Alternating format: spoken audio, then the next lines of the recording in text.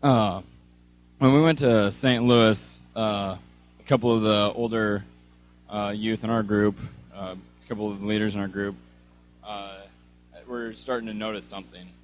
In years past, our youth groups always had a split among the leadership. There's always been bickering and division among the leaders in the youth group. When we went to St. Louis, we got a chance to get together. We went to work on some cars first at Righteous Rides, a place that prepares minivans for missionaries. And we were staying at a house somewhere else. I'm not sure where it's at. But we got the chance to get together as a group, and like the unification that went on during that time was amazing. This is the closest a group has ever been that I can remember, and it's just awesome to be able to see God working in the entire group like that. When we got down to downtown St. Louis, I'm going to tell you a little bit about what that was like. We were walking around the church, and you could see bullet holes in the windows.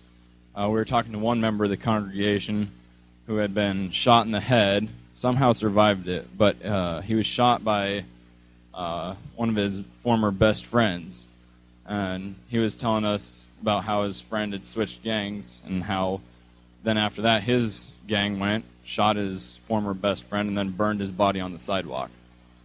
That was the area we were working in, and those were the people we were working with.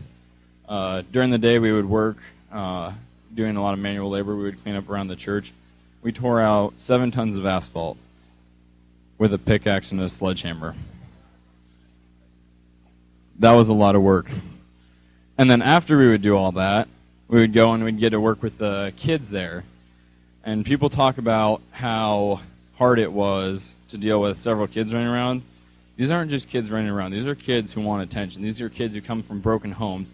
So they'll be sitting at a table. You'll have 5 or 6 little kids sitting there screaming, "I want to be Jesus." Eventually you just have to say, "Okay, no, I'm Jesus." You can be the narrator or something. But it was awesome to see God working in the youth group and in the trip, and I'm excited to see what God has planned for each one of our futures.